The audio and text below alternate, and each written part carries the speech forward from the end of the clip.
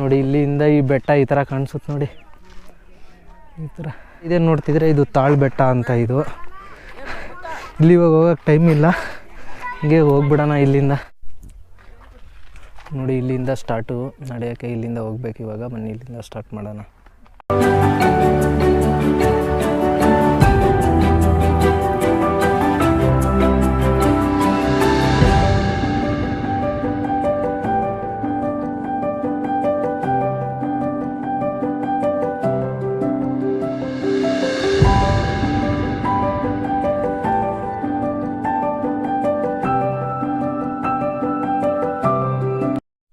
ನೋಡಿ ಮೊದಲನೇ ವ್ಯೂ ಇಲ್ಲಿ ಹಿಂಗಿದೆ.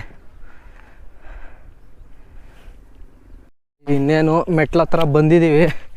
ಇಲ್ಲಿಂದ ಸ್ಟಾರ್ಟು ಹತ್ತಕ್ಕೆ ನೋಡ್ರಿ, ನಾವು ಇನ್ನೂ ಅರ್ಧ ಮೆಟ್ಲು ಹತ್ತಿಲ್ಲ, ಅಲ್ಲೇ ಫುಲ್ಲು ಸುಸ್ತಾಗಿ ಹೋಗಿದೆ. ಬೆಟ್ಟ ಹತ್ತಕ್ಕೆ ಆಗ್ತಿಲ್ಲ ನೋಡ್ರಿ. ಅಲ್ಲೇ ನಮ್ಮ ಫ್ರೆಂಡ್ಗಳು ಇಬ್ಬರು ಹತ್ತೋದು. ಫಸ್ಟಲ್ಲಿ ನಾವು ಬಂದಾಗ ಇದೆಲ್ಲ ಮೆಟ್ಲುಗಳು ಇರಲಿಲ್ಲ, ಇವಾಗ ಹಾಕಿದ್ದಾರೆ. ಬನ್ನಿ ಮೇಲಕ್ಕೆ ಹೋಗೋಣ. ಇನ್ನು ಕಾಲು ಭಾಗ ಕೂಡ ಬಂದಿಲ್ಲ ನೋಡಿ, ಎಷ್ಟೈತೆ ಕಾಲು ಭಾಗನೂ ಹತ್ತಿಲ್ಲ. ಅಲ್ಲೇ ಫುಲ್ಲು ಸುಸ್ತಾಗೋಗೈತೆ. ಇನ್ನು ಹತ್ತುತ್ತಾ ಇದ್ದೀವಿ, ಇನ್ನು ಮೇಲಕ್ಕೆ ಹೋಗೋದಿದೆ. ಅವರಿಬ್ಬರು ನೋಡ್ರಿ ಜೋಸಲ್ಲಿ ಹತ್ತವ್ರು ಅಣ್ಣವ್ರಿಬ್ರು ಆಗ್ತಾ ಅಣ್ಣ, ನನ್ನ ಕೈಲಿ ಆಯ್ತಾ ಇಲ್ಲ, ಅಯ್ಯೋ ಅಣ್ಣ. ನೋಡಿ ಅಲ್ಲಿ ಕಾಣಿಸ್ತಿದೆ ಅದೇ ಕಬ್ಬಾಳಮ್ಮ ಟೆಂಪಲ್ಲು.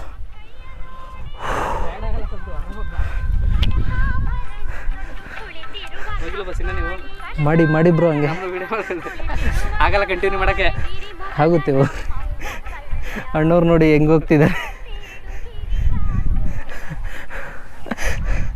ನೋಡಿ, ಈ ಥರ ಇಳಿಯೋದು ಈಸಿಯಾಗಿ ಇಳಿತಾರೆ ನೋಡಿ. ಅಣ್ಣವ್ರು ಹೋಗಿಬಿಟ್ರಲ್ಲ ನೋಡಿ, ಇನ್ನೊಬ್ರು ಅಣ್ಣವ್ರು ಇಲ್ಲೇ ಸ್ಟ್ರಗಲ್ ಮಾಡ್ತಿದ್ದಾರೆ ಹತ್ತಕ್ಕೆ. ನಾನು ನೋಡಿದ್ರೆ ಇಲ್ಲೇ ಕೂತ್ಕೊಂಡಿದ್ದೀನಿ. ಮತ್ತು ಇದು ಬೆಟ್ಟದ ಹೆಂಗಂದರೆ, ಇವಾಗ ನೋಡಿ ನಾವು ಇದು ಇಷ್ಟು ಫುಲ್ಲು ಹತ್ಬಿಟ್ಟು ಹೋಗಿದ್ದೀವಿ. ಮೇಲೆ ಹೋದ ತಕ್ಷಣ ಅವ್ರೇನೋ ಗೊತ್ತಿಲ್ಲ, ಅದು ಒಂದು ಕೆರೆ ಇದೆ ಮೇಲೆ ತೋರಿಸ್ತೀನಿ. ಅಲ್ಲಿ ಹೋದ ತಕ್ಷಣ ಏನೋ ಗೊತ್ತಿಲ್ಲ ನೀರು ಹಾಕ್ತಾರೆ. ಆ ನೀರಿಂದನೇ ನಮ್ದೇನೋ ಹತ್ತಿರೋ ಸುಸ್ತೆಲ್ಲ ಇಳಿದೋಗ್ಬಿಡುತ್ತೆ ನೋಡಿ. ಅಣ್ಣವ್ರು ಅಲ್ಲಿಂದನೇ ಅಲ್ಲಿ ಕರೀತಿದ್ದಾರೆ ನಮಗೆ. ಹೋಗಿ ಅಣ್ಣ, ನಮ್ಮದು ಸಂಚಾರಿ ಅಂತ ಒಂದು ಯೂಟ್ಯೂಬ್ ಚಾನಲ್ ಇದೆ, ಸಬ್ಸ್ಕ್ರೈಬ್ ಮಾಡಿ ಅಣ್ಣ, ಅದರಲ್ಲಿ ಬರುತ್ತೆ. ಹಾಂ, ನಮ್ಮದು ಬೆಂಗಳೂರು ಅಣ್ಣ. ನಮ್ಮದು ಕೋಣಂಕುಂಟೆ ಅಂತ. ಹಾಂ ಅಣ್ಣ, ಇಲ್ಲ ಬಾಡಿಗೆ ಮನೆ ಅಣ್ಣ. ಹಾಂ ನಮ್ಮದೇ ಯೂಟ್ಯೂಬ್ ಚಾನಲ್, ಅದ್ರಲ್ಲಿ ಹಾಕಿರ್ತೀನಿ, ನಿಮ್ಮದು ನೋಡಿ ಅಣ್ಣ. ಸಂಚಾರಿ 360 ಅಂತ ಸರ್ಚ್ ಮಾಡಿ ಬರುತ್ತೆ. 360 ಹಾಂ ಹಾಕ್ತೀನಿ, ನಿಮ್ದು ಹಾಕ್ತೀನಿ ಅಣ್ಣ. ನೋಡಿ ಇದು ಎರಡನೇ ವ್ಯೂ ಪಾಯಿಂಟ್. ಇದು ಇಲ್ಲಿಂದ ಹಿಂಗಿದೆ ಅನ್ಸಲ್ಲ, ಅಲ್ಲಿಂದ ಮೆಟ್ಲು ಲಾಸ್ಟು. ಆಮೇಲೆ ನೋಡಿ ಈ ಥರ ಬಳಸ್ಕೊಂಡು ಹೋಗ್ಬೇಕು. ಇವಾಗ ಅಲ್ಲಿ ಕೋತಿಗಳಿದೆಯಲ್ಲ, ಅದೇ ಥರ ನಾವು ಇವಾಗ ಹತ್ಬೇಕು ಬೆಟ್ಟನ. ಬನ್ನಿ ಹೋಗೋಣ.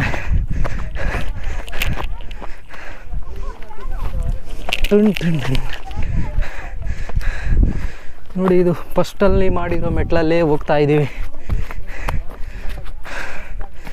ಅಲ್ಲೇ ಕೆಲವೊಬ್ಬರು ಅಲ್ಲೇ ಇಳ್ಕೊಂಬರ್ತಿದ್ದಾರೆ. ನಾವು ಇವಾಗ ಹೋಗ್ತಿದ್ದೀವಿ 3 ಗಂಟೆಗೆ. ಬನ್ನಿ ಹೋಗೋಣ ಮೇಲಕ್ಕೆ. ಹತ್ತುತ್ತಾ ಇದ್ದೀನಿ, ಸುಸ್ತಾಗ್ತಿದೆ. ನೀವು ಅದನ್ನು ಅಲ್ಲಿ ನೋಡ್ತಿದ್ದೀರಲ್ಲ, ಅದೇ ದೇವಸ್ಥಾನ. ಇನ್ನೊಂದು ಮೇಲೆ ಇದೆ, ಅದು ಮೇನ್ ದೇವಸ್ಥಾನ. ಇದು ಇನ್ನೊಂದು ದೇವಸ್ಥಾನ, ಇದ್ರ ಹಿಸ್ಟ್ರಿ ಮೇಲೆ ಹೇಳ್ತೀನಿ. ಆಮೇಲೆ ಇದು ಏನು ಬೆಟ್ಟ ಇದೆಯಲ್ಲ, ಇದು 90 ಡಿಗ್ರಿಗೂ ಅಂದರೆ ಸ್ವಲ್ಪ 90 ಡಿಗ್ರಿಯಿಂದ ಸ್ವಲ್ಪ ಹಿಂಗೆ ಅಲ್ಲಿ 80 ಡಿಗ್ರಿಲಿದೆ. ಇದನ್ನು ನೀವು ಹತ್ತಬೇಕಾದ್ರೆ ಫುಲ್ಲು ಟಯರ್ಡ್ ಆಗೋಗುತ್ತೆ, ಹತ್ತಕ್ಕೆ ಆಗಲ್ಲ ಅನ್ನೋ ರೇಂಜ್ಗೆ ಅರ್ಧದಲ್ಲೇ ಹೋಗ್ಬಿಡೋಣ ಅನ್ಕೋತೀರ. ಆಮೇಲೆ ಹಿಂಗೆ ಮೇಲೆ ಹೋಗ್ತಾ ಅಲ್ಲೊಂದು ಕೆರೆ ಸಿಗುತ್ತೆ. ಆ ಕೆರೆಯಿಂದ ಅಲ್ಲಿಂದ ಸ್ವಾಮೀಜಿಗಳು ಸ್ವಲ್ಪ ನಮ್ಮ ಮೇಲೆ ನೀರು ಹಾಕ್ತಾರೆ ನೋಡಿ. ಆ ನೀರಲ್ಲೇ ನೀವು ಬೆಟ್ಟ ಹತ್ಕೊಬಂದಿರೋ ಅಷ್ಟು ಸುಸ್ತ ಏನೇನಿದೆ ಎಲ್ಲ ಇಳಿದೋಗುತ್ತೆ. ಅಯ್ಯಯ್ಯೋ ನೋಡಿ ಬೆಟ್ಟ ಜಾರ್ಕೊಂಡು ಹೋಯ್ತಿದ್ದೀನಲ್ಲ ವಿಡಿಯೋ ಮಾಡಬೇಕಾದ್ರೆ. ನಮಸ್ತೆ ಸರ್. ಏಯ್, ಕಾಲಲ್ಲಿ ನಮಸ್ತೆ ಅಂತಿದ್ಯಾ, ಕೈಗೇನೋ ಆಗಿದೆ.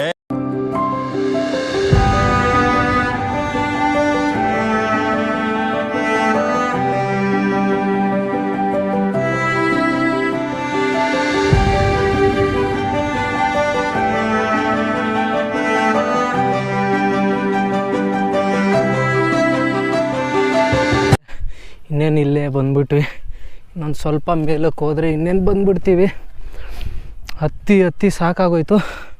ಆಲ್ಮೋಸ್ಟು 2 ಅವರ್ ಬೇಕಾಯಿತು ಹತ್ತಕ್ಕೆ. ಇದನ್ನು ಹೆವಿ ಟಯರ್ಡ್ ಆಗಿದೆ. ಇನ್ನೇನು ಇಲ್ಲೇ ಬಂದುಬಿಟ್ಟು ಬನ್ನಿ ಮೇಲಕ್ಕೆ ಹೋಗೋಣ.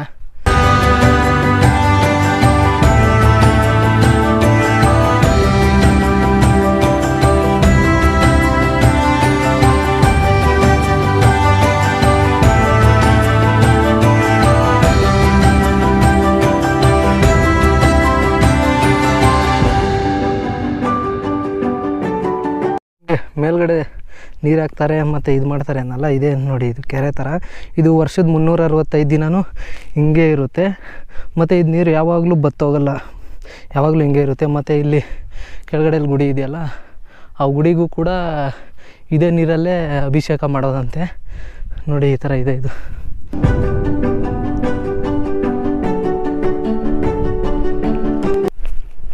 ನೋಡಿ ಇದೇ ಕಬ್ಬಾಳಮ್ಮ ಮೇನ್ ದೇವಸ್ಥಾನ. ಇದು ಫೈನಲ್ ವ್ಯೂ. ಇಲ್ಲಿಂದ ನೋಡಿ ದೇವಸ್ಥಾನ ಹೆಂಗೆ ಕಾಣಿಸ್. ನೋಡಿ ನಮ್ಮ ಪುಣ್ಯಕ್ಕೆ ಇಲ್ಲೂ ಕೂಡ ದರ್ಶನ ಸಿಕ್ಕಿಲ್ಲ. ಕೆಳಗೆ ಹೋಗೋಣ ಅಂದರೆ ಕೆಳಗಡೆಯಲ್ಲೂ ದರ್ಶನ ಸಿಕ್ಕಿಲ್ಲ. ನೋಡಿ ಈ ಥರ ಇದೆ ನಮ್ಮ ಪುಣ್ಯ ಇವತ್ತು. ಬೆಟ್ಟ ಏನು ಹತ್ಕೊ ಬಂದಲ್ಲ, ಇದು ಸರಿಸುಮಾರು 3300 ಮೀಟ್ರು ಎತ್ತರವಾಗಿರೋದು. ಮತ್ತು ಅದು ಕೆಳಗಡೆಯಲ್ಲಿ ದೇವಸ್ಥಾನ ನೋಡಿದ್ರಲ್ಲ ನೀವು ಆವಾಗಲೇ, ಅದರಿಂದ 1050 ಅಡಿ ಎತ್ತರದಲ್ಲಿರೋ ದೇವಸ್ಥಾನ ಇದು. ನೋಡಿ ಇದೆ ಈ ದೇವಸ್ಥಾನ ಇದೆ, ಇದು ಕ್ಲೋಸ್ ಆಗಿದೆ ಇವಾಗ. ಆಮೇಲೆ ಇದು ಸರಿಸುಮಾರು 200ನೇ ಶತಮಾನದಿದು ದೇವಸ್ಥಾನ ಇದು. ನೋಡಿ ಅದು ಕೆಳಗಡೆಯಲ್ಲಿ ಅಲ್ಲಿ ಕಾಣಿಸ್ತಿದೆಯಲ್ಲ, ಅಲ್ಲೇ ಇರೋದು ಇದು ದೇವಸ್ಥಾನ. ಆಮೇಲೆ ಈ ದೇವರು ಇಲ್ಲಿಗೆ ಹೆಂಗೆ ಬಂದು ನಿಲ್ಲಿಸಿದೆ ಅಂದರೆ, ಮೂಲತಃ ಈ ದೇವರು ತಮಿಳ್ನಾಡಿನವರಾಗಿರ್ತಾರೆ, ತಮಿಳ್ನಾಡಲ್ಲಿ ಇರೋದು. ಇವರ ಅಪ್ಪ ಅಮ್ಮನಿಗೆ 12 ವರ್ಷದಿಂದ ಮಕ್ಕಳಾಗಿರಲ್ಲ. ಅವರು ಅವ್ರ ಅಪ್ಪ ಅಮ್ಮನ ಹೆಸರು ಬರಿಯಪ್ಪ ಅಂತ. ಆಮೇಲೆ ಅವರು ದೇವರಲ್ಲಿ ತುಂಬ ಮೊರೆ ಹೋಗ್ತಾರೆ, ಅಲ್ಲಿ ಇಲ್ಲಿ ಸೇವೆಗಳನ್ನ ಸಲ್ಲಿಸ್ತಾರೆ. ಆಮೇಲೆ ಅವ್ರಿಗೆ ದೇವರಿಂದ ಪ್ರಾಪ್ತಿಯಾಗುತ್ತೆ, 3 ಮಕ್ಕಳಾಗುತ್ತೆ. ಅದರಲ್ಲಿ 1ನೇ ಮಗು ಕಬ್ಬಾಳಮ್ಮ ಅವ್ರು ಇದ್ದಾರಲ್ಲ, ಅವರು ದೇವರ ಅಂಶವನ್ನು ಹೊಂದಿರುವಂಥ ಮಗುವಾಗಿರುತ್ತೆ ಅದು. ಅವರ ಇನ್ನೂ 2 ಮಕ್ಕಳಿರ್ತಾರಲ್ಲ, ಇನ್ನೊಬ್ಬರು ಬಿಸ್ಲಮ್ಮ ಅಂತ, ಇನ್ನೊಬ್ಬರು ಬೀರೇಶ್ವರ ಅಂತ, ಅವ್ರ ತಮ್ಮ ಮತ್ತು ತಂಗಿ ಅವರು. ಆಮೇಲೆ ಅವ್ರ ದೇವರು ಅವ್ರಿಗೆ ಈ ಥರ ಮಕ್ಕಳಾಗುತ್ತೆ ಅಂತ ಕೊಟ್ಟಿರ್ತಾರಲ್ಲ ಅವ್ರಿಗೆ, ನಿಮಗೆ ಈ ಥರ 3 ಮಕ್ಕಳಾಗುತ್ತೆ ಅಂತ. ಆದರೆ ಒಂದು ಕಂಡೀಷನ್ ಹಾಕಿರ್ತಾರೆ, ಏನಂದರೆ ಅದು ಕಬ್ಬಾಳಮ್ಮ ಅವ್ರು ಇದ್ದಾರಲ್ಲ, ಅವ್ರಿಗೆ 16 ವರ್ಷ ವಯಸ್ಸಾದಾಗ ಅವ್ರ ಅಪ್ಪನಿಗೆ ಒಂದು ಕಂಟಕ ಇದೆ ಅಂತ ಹೇಳ್ತಾರೆ. ಏನಂದರೆ ಅವ್ರಿಗೆ ಸಾವು ಬರುತ್ತೆ ಅಂತ ಹೇಳ್ತಾರೆ ಅವ್ರಿಗೆ. ಆಮೇಲೆ ಅವರು 16 ವರ್ಷ ಆದಮೇಲೆ ಹಂಗೆ ಸತ್ತೋಗ್ತಾರೆ ಅಂತ ಹೇಳಿರ್ತಾರೆ. ಆಮೇಲೆ ಹಾಗೆ ಅವರು ಪ್ರಾಯದಲ್ಲಿದ್ದಾಗ ಹಂಗೆ ಬೆಳೀತಾ ಬರ್ತಾರೆ. ಮತ್ತು ಅವರ ಗುರು ನಲ್ಲೂರಯ್ಯ ಅಂತ ಇದ್ದಾರೆ, ಅವ್ರ ಹತ್ರನೇ ಅವರೆಲ್ಲ ವಿದ್ಯಾಭ್ಯಾಸಗಳನ್ನು ನಡೆಸಿದ್ದು. ಆಮೇಲೆ ಹಂಗೆ ಅವ್ರಿಗೆ ವಯಸ್ಸಾಗ್ತಾ ಬರುತ್ತೆ, ಹಂಗೆ 16ನೇ ವರ್ಷಕ್ಕೆ ಬರ್ತಾರೆ ಅವಾಗ ಕಬ್ಬಾಳಮ್ಮವರು. ಆಮೇಲೆ ಅವರು 16ನೇ ವರ್ಷಕ್ಕೆ ಬಂದಾಗ ಅವರು ಅಲ್ಲೇ ತಮಿಳ್ನಾಡಿನೇ ಅಲ್ಲಿನ ರಾಜ ಆದಂಥ ಅವ್ರೇನು ಮಾಡ್ತಾರೆ, ಕಬ್ಬಾಳಮ್ಮವ್ರನ್ನ ನೋಡಿ ಅವ್ರ ಮೇಲೆ ಆಸೆ ಬೀಳ್ತಾರೆ. ನಾನು ಮದುವೆ ಆದರೆ ಇವ್ರಿಗೆ ಮದುವೆ ಆಗಬೇಕು ಅನ್ನೋ ಥರ ಆಸೆ ಬೀಳ್ತಾರೆ. ಆವಾಗ ಅವರು ಅವ್ರ ಅಪ್ಪನ ಹತ್ರ ಹೇಳ್ತಾರೆ, ಈ ಥರ ನಾನು ನಿಮ್ಮ ಮಗಳನ್ನ ಇಷ್ಟಪಡ್ತಿದ್ದೀನಿ, ನಾನು ಮದುವೆ ಆದರೆ ಇವ್ರನ್ನೇ ಮದುವೆ ಆಗೋದು ಅಂತ ಎಲ್ಲ ಹೇಳ್ತಾರೆ. ಆವಾಗ ಕಬ್ಬಾಳಮ್ಮವ್ರಿಗೆ ಕೇಳ್ತಾರೆ, ಅವ್ರ ತಂದೆಯವ್ರು ಕೇಳ್ತಾರೆ, ಈ ಥರ ಹೇಳ್ತಿದ್ದಾರೆ, ಏನು ಮಾಡ್ತೀಯ ಮಗಳೇ, ನಿನ್ನ ಮೇಲೆ ಬಿಟ್ಟಿದ್ದು ಅಂತ ಎಲ್ಲ ಹೇಳ್ತಾರೆ. ಆವಾಗ ಕಬ್ಬಾಳಮ್ಮವ್ರು ಏನು ಹೇಳ್ತಾರೆ, ನಾನು ಮದುವೆ ಎಲ್ಲ ಆಗಲ್ಲ ಅವ್ರಿಗೆ, ನಾನು ದೇವರಲ್ಲೇ ಇರಬೇಕು ಅಂತ ಹೇಳ್ತಾರೆ. ಆವಾಗ ಅವ್ರ ಅಪ್ಪ ಏನು ಮಾಡ್ತಾರೆ, ನಮ್ಮ ಮಗಳು ನಿಮ್ಮನ್ನು ಮದುವೆ ಆಗಲ್ಲ ಅಂತ ಹೇಳೋಕ್ಕೆ ಹೋಗ್ತಾರಲ್ಲ ಅವ್ರ ಹತ್ರ. ಆವಾಗ ಅವ್ರ ರಾಜ ಕೋಪಗೊಂಡು ಏನು ಮಾಡ್ತಾರೆ, ಅವ್ರ ಅಪ್ಪನ್ನ ಸಾಯಿಸಿಬಿಡ್ತಾರೆ. ಆಮೇಲೆ ಅವ್ರ ಅಪ್ಪನ ಸಾಯಿಸಿದಾಗ ಕಬ್ಬಾಳಮ್ಮವ್ರು ಏನು ಮಾಡ್ತಾರೆ, ಕೋಪದಲ್ಲಿ ಅವ್ರು ಇಡೀ ಊರು ಬರಗಾಲದಿಂದ ಬರಲಿ, ಎಲ್ಲರೂ ಸಾಯಲಿ ಕಾಯಿಲೆ ಬಂದು ಅಂತ ಶಾಪ ಕೊಟ್ಬಿಡ್ತಾರೆ. ಆಮೇಲೆ ಅವರೆಲ್ಲ ಹಂಗೆ ಶಾಪಗ್ರಸ್ತರಾಗಿರ್ತಾರಲ್ಲ, ಸೊ ಅದಕ್ಕೆ ಅವ್ರ ಗುರುಗಳಿರ್ತಾರಲ್ಲ ನಲ್ಲೂರಯ್ಯ ಅವರೊಂದು ಸಜೆಷನ್ ಕೊಡ್ತಾರೆ ಅವ್ರಿಗೆ, ಈ ಥರ ನೀವು ಊರು ಬಿಟ್ಟು ಊರು ಹೋಗ್ಬಿಡ್ರಿ ಅಂತ. ಅಂದರೆ ಈ ಕಬ್ಬಾಳಮ್ಮ ದೇವಸ್ಥಾನ ಇದೆಯಲ್ಲ ಇಲ್ಲಿ ಕಬ್ಬಾಳ್ಗೆ, ಇಲ್ಲಿಗೆ ಕಳಿಸ್ತಾರೆ ಅವ್ರಿಗೆ, ನೀವು ಇಲ್ಲಿಗೆ ಹೋಗ್ರಿ ನೆಲೆಸ್ರಿ ಅಲ್ಲಿಗೆ ಅಂತ ಕಳಿಸ್ತಾರೆ. ಅವರು ಎಲ್ಲ ಬೆಟ್ಟ ಗುಡ್ಡವನ್ನು ದಾಟ್ಕೊತ ಬರ್ತಾರೆ. ಅವರು ಹಾಗೆ ಅಲ್ಲಿಂದ ಬರ್ತಾರಲ್ಲ, ಆಮೇಲೆ ಮಾದೇಶ್ವರ ಬೆಟ್ಟದಕ್ಕೆ ಹೋಗ್ತಾರೆ. ಅಲ್ಲಿ ಆವಾಗ ಅವ್ರಿಗೆ ಬಾಯಾರಿಕೆ ಆಗ್ತಿರುತ್ತೆ. ಆವಾಗ ಅವರಮ್ಮ ಹೇಳ್ತಾರೆ, ನನಗೆ ಬಾಯಾರಿಕೆ ಆಗಿದೆ, ನೀರು ತಗೋಬಾ ಮಗಳೇ ಅಂತ ಹೇಳ್ತಾರೆ. ಆವಾಗ ಅವರಮ್ಮ ಕಬ್ಬಾಳಮ್ಮವ್ರು ನೀರು ತರಕ್ಕಂತ ಹೋಗ್ತಾರಲ್ಲ, ಆವಾಗ ನೀರು ತರುವಾಗ ನೀರೆಲ್ಲೂ ಸಿಗದಿರ ಆಮೇಲೆ ಅಲ್ಲಿ ಮಾದೇಶ್ವರ ಬೆಟ್ಟದಲ್ಲಿ ಮಾದಪ್ಪ ಸ್ವಾಮಿಗಳು ಮಾದಪ್ಪ ಅವ್ರಿಗೆ ಸಿಗ್ತಾರೆ. ಅವ್ರು ಹೇಳ್ತಾರೆ, ನಾನು ನೀರು ಕೊಡ್ತಾರೆ ಅವ್ರಿಗೆ. ಮತ್ತು ಅವ್ರು ಹೇಳ್ತಾರೆ, ನಿನಗೆ ಪ್ರತಿ ಸಲ ನಿನ್ನ ಪೂಜೆ ನಡೆಯುವಾಗ ನನ್ನ ಕಡೆಯಿಂದನೇ ನಿನಗೆ ಪೂಜೆಗೆ ಎಲ್ಲ ಸಾಮಗ್ರಿಗಳು ಬರುತ್ತೆ ಅಂತ ಎಲ್ಲ ಹೇಳ್ತಾರೆ ಅವ್ರಿಗೆ. ಸೊ ಹಂಗೆ ಅವ್ರಿಗೆ ಇವಾಗಲೂ ಕೂಡ ಶಿವರಾತ್ರಿ ಹಬ್ಬದ ದಿವಸ ಜಾತ್ರೆ ನಡೀತಲ್ಲ, ಅವಾಗ ಅಲ್ಲಿಂದನೇ ಅವ್ರಿಗೆಲ್ಲ ಪೂಜೆ ಸಾಮಾನು ಅದೆಲ್ಲ ಅಲ್ಲಿಂದನೇ ಬರೋದು. ಆಮೇಲೆ ಅಲ್ಲಿಂದ ಮುಂದಕ್ಕೆ ಬರ್ತಾರೆ, ಹಾಗೆ ಅಲ್ಲಿಂದ ಮುತ್ತತ್ತಿಗೆ ಬರ್ತಾರೆ. ಅಲ್ಲಿ ಆಂಜನೇಯ ಸ್ವಾಮಿದು ದರ್ಶನ ಆಗುತ್ತೆ. ಆಮೇಲೆ ಹಾಗೆ ಬರ್ತಾ ಇಲ್ಲಿಗೆ ಕಬ್ಬಾಳ ಹತ್ರಕ್ಕೆ ಬರ್ತಾರೆ. ಇಲ್ಲಿ ಬಂದಾಗ ಇಲ್ಲಿ ಎಲ್ರಿಗೂ ಒಂದೇ ಕಾಯಿಲೆಗಳಿರುತ್ತೆ, ಮತ್ತು ಅದು ಇದು ಏನೇನೋ ಇರುತ್ತೆ ಇಲ್ಲಿ. ಮತ್ತು ಇಲ್ಲಿ ಕಬ್ಬಾಳಮ್ಮವರು ಇಲ್ಲಿಗೆ ಬರ್ತಾರೆ. ಆವಾಗ ಇಲ್ಲಿರುವಂಥ ಕೋಣದ ಮಾರಮ್ಮ ಮತ್ತು ಮಂತಿನ ಮಾರಮ್ಮ ಅಂತ ಇಬ್ಬರು ದೇವ್ರುಗಳಿರ್ತಾರೆ. ಅವ್ರ ಹತ್ರ ಅವರು ಒಂದು ಚಾಲೆಂಜ್ ಆಗ್ತಾರೆ, ನೀವು ನಮ್ಮ ಗುರುನ ಸೋಲಿಸಿದ್ರೆ ನಿಮಗೆ ಇಲ್ಲಿ ಇರೋಕ್ಕೆ ಬಿಡ್ತೀವಿ ಅಂತ ಹೇಳ್ತಾರೆ. ಅವ್ರ ಗುರುಗಳು ಇಲ್ಲೇ ನಿಲ್ಸಿರ್ತಾರೆ ಗುಹೆಯಲ್ಲಿ. ಅವ್ರ ಹತ್ರ ಹೋಗ್ಬಿಟ್ಟು ಅವರು ಭರತನಾಟ್ಯದಲ್ಲಿ ಮತ್ತು ಪಗಡೆಯಲ್ಲಿ ಅವ್ರನ್ನ ಸೋಲ್ಸೋಕ್ಕೆ ಆಗಲ್ಲ ಅವ್ರ ಗುರುನ. ಆವಾಗ ಕಬ್ಬಾಳಮ್ಮವ್ರು ಏನು ಮಾಡ್ತಾರೆ, ಅವ್ರನ್ನ ನೃತ್ಯದಲ್ಲೂ ಸೋಲಿಸ್ತಾರೆ, ಆಮೇಲೆ ಪಗಡೆ ಆಟದಲ್ಲೂ ಅವ್ರನ್ನ ಸೋಲಿಸ್ತಾರೆ.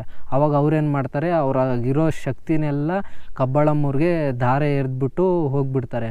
ಆಮೇಲೆ ಹಂಗೆ ಸಮಯ ಕಳೀತಾ ಆಮೇಲೆ ಬಿಸ್ಲಮ್ಮ ಅಂತ ಇದ್ದಾರಲ್ಲ ಅವ್ರ ತಂಗಿ, ಅವ್ರಿಗೂ ಮದುವೆ ಮಾಡ್ತಾರೆ.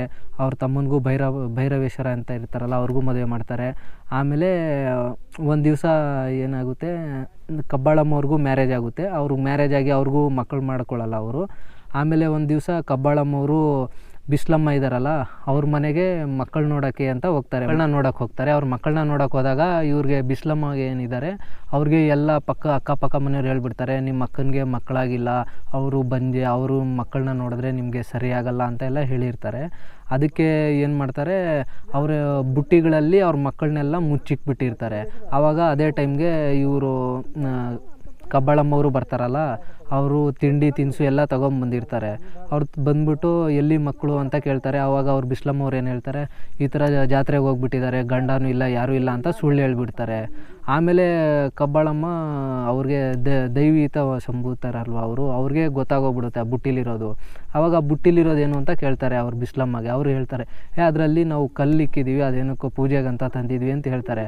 ಆವಾಗ ಕಬ್ಬಾಳಮ್ಮವ್ರು ಏನು ಹೇಳ್ತಾರೆ, ಅವ್ರು ಹಾಗಾದರೆ ಅದು ಕಲ್ಲೇ ಆಗೋಗ್ಲಿ ಅಲ್ಲಿ ಅವ್ರ ಮಕ್ಕಳಿಲ್ಲ ಅಂದರೆ ಅಂತ ಹೇಳ್ಬಿಡ್ತಾರೆ. ಆವಾಗ ಹಂಗೆ ಹೇಳ್ಬಿಟ್ಟು ಅವರು ಕಬ್ಬಾಳಮ್ಮವ್ರು ಸ್ವಲ್ಪ ದೂರ ನಡ್ಕೊಂಡು ಹೋಗ್ಬಿಡ್ತಾರೆ. ಆವಾಗ ಇವ್ರು ಬಿಸ್ಲಮ್ಮವ್ರು ಹೋಗಿ ಆ ಬುಟ್ಟಿನ ತೆಗೆದು ನೋಡ್ತಾರೆ ಏನಿದೆ ಅಂತ ಅದರಲ್ಲಿ. ಆವಾಗ ನೋಡಿದ್ರೆ ಅವ್ರ ಮಕ್ಕಳೆಲ್ಲನೂ ಕಲ್ಲಾಗಿ ಹೋಗ್ಬಿಟ್ಟಿರ್ತಾರೆ. ಆಮೇಲೆ ಇವರು ಕಬ್ಬಾಳಮ್ಮನ್ನ ಹುಡ್ಕೊಂಡು ಹೋಗ್ತಾರೆ, ನಮ್ಮ ಮಕ್ಕಳನ್ನ ಸರಿ ಮಾಡಿ ಹಂಗೆ ಅಂತ ಬೇಡ್ಕೊಳ್ತಾರೆ. ಆಮೇಲೆ ಅವ್ರಿಗೆ ಒಬ್ಬರೇ ಒಬ್ಬ ಮಗ ಇರ್ತಾನೆ. ಆ ಮಗನಿಂದನೇ ನೆಕ್ಸ್ಟು ಈ ದೇವ್ರಿಗೆಲ್ಲ ಪೂಜೆ ಮಾಡುವಾಗ ಕೊಂಡಾಯುವಾಗ ಅದು ಆ ದೇವ್ರು ಬರುತ್ತೆ ಅಂತ ಹೇಳ್ತಾರೆ. ಅದು ಮುಂದಕ್ಕೆ ಹೇಳ್ತೀನಿ. ಆಮೇಲೆ ಕಬ್ಬಾಳಮ್ಮ ಹತ್ರ ಹಂಗೆ ಹೋಗ್ತಾರಲ್ಲ ಆವಾಗ ಅವ್ರು ಬೇಡ್ಕೊಳ್ತಾರೆ, ನಮ್ಮ ಮಕ್ಕಳನ್ನ ಹಿಂಗೆ ವಾಪಸ್ ಕೊಡಿ ಅಂತ. ಆವಾಗ ಬಿಸ್ಲಮ್ಮನಿಗೆ ಏನು ಹೇಳ್ತಾರೆ, ನೀವು ಇವಾಗ ಇರೋ ಊರಲ್ಲೇ ನೀವು ನೆಲೆಸಿ ಇಲ್ಲಿ ಬರೋ ಭಕ್ತಾದಿಗಳಿಗೆ ನೀವು ಪೂಜೆ ಸಲ್ಲಿಸಿ ಆ ಥರ ಮಾಡ್ತಾರೆ ನಿನ್ನನ್ನು ಅಂತ ಹೇಳಿಬಿಟ್ಟು ಹೋಗ್ತಾರೆ. ಆವಾಗ ಬಿಸ್ಲಮ್ಮ ಅವರು ಅದೇ ಹುಣಸೆ ಊರು ಅಂತ ಇದೆ, ಅಲ್ಲೇ ನಿಲ್ಲಿಸ್ಕೊಂಡು ಅಲ್ಲೇ ಇದ್ದಾರೆ ಅವರು. ಅಲ್ಲೇ ಅವ್ರ ಮಕ್ಕಳುಗಳು ಕಲ್ಲಾಗಿದೆಯಲ್ಲ, ಆ ಕಲ್ಲುಗಳು ಕೂಡ ಅದೇ ದೇವಸ್ಥಾನದಲ್ಲಿದೆ. ಆಮೇಲೆ ಅಲ್ಲಿಂದ ಬರ್ತಾರೆ ಕಬ್ಬಾಳಮ್ಮವರು ಕೋಪದಲ್ಲಿ ಬಂದ್ಬಿಟ್ಟು ಆಮೇಲೆ ಮನೆಗೆ ಬರ್ತಾರೆ.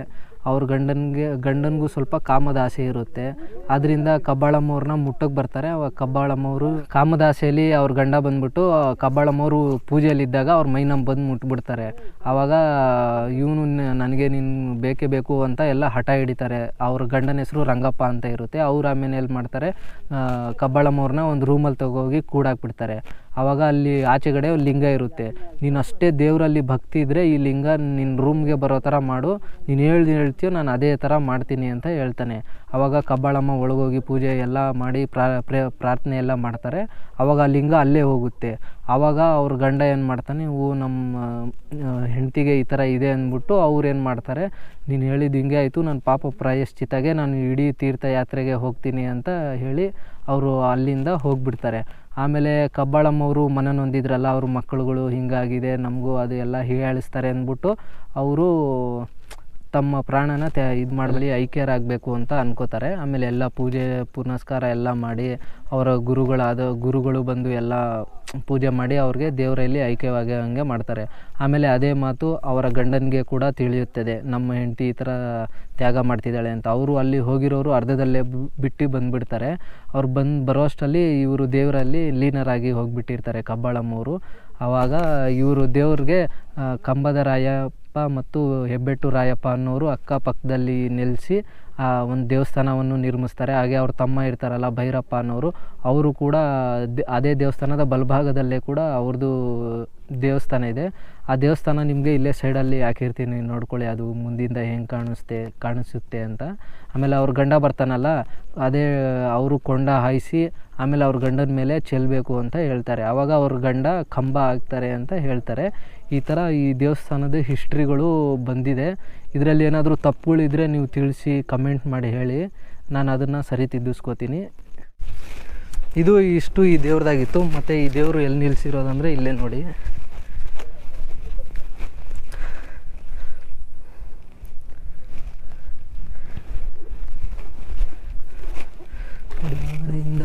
ಈ ಥರ ಇದೆ ದೇವರು.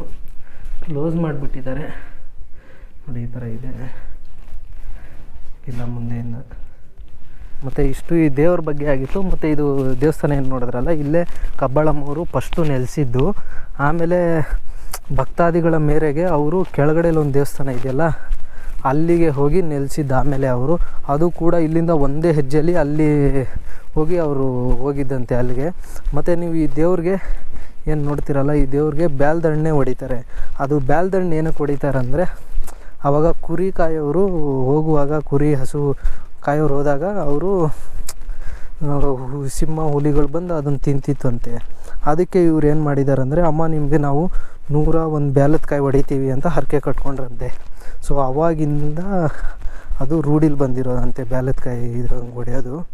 ಈ ಥರ ಪ್ರತೀತಿ ಇದೆ, ನಮಗೆ ಗೊತ್ತಿರೋಷ್ಟು ಹೇಳಿದ್ದೀವಿ. ಏನಾದರೂ ತಪ್ಪಿದರೆ ಇದನ್ನು ತಿಳಿಸಿ ನೀವು. ಮತ್ತು ಇವಾಗ ನೋಡಿ, ನಾವು ಬಂದಿರೋದು ವ್ಯೂ ಪಾಯಿಂಟ್ ಇದು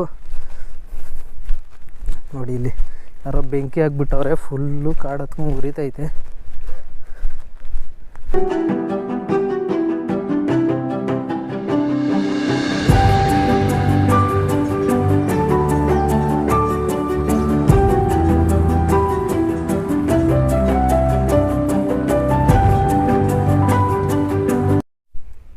ಈ ವಿಡಿಯೋ ಎಲ್ರಿಗೂ ಇಷ್ಟ ಆಗುತ್ತೆ ಅಂತ ಅಂದ್ಕೊಂಡಿದ್ದೀನಿ. ಮತ್ತು ಈ ವಿಡಿಯೋದಲ್ಲಿ ಏನಾದರೂ ತಪ್ಪಾಗಿ ಹೇಳಿದರೆ ಎಲ್ಲರೂ ಕಮೆಂಟ್ ಮಾಡಿ ತಿಳಿಸಿ. ಕನ್ನಡಿಗರನ್ನ ಬೆಳೆಸಿ ಅಂತ ಕೇಳ್ಕೊತಾ ಈ ವಿಡಿಯೋನ ಇಲ್ಲೇ ಮಾಡ್ತೀನಿ. ಬಾಯ್ ಫ್ರೆಂಡ್ಸ್, ನೆಕ್ಸ್ಟ್ ವಿಡಿಯೋಲಿ ಸಿಗೋಣ.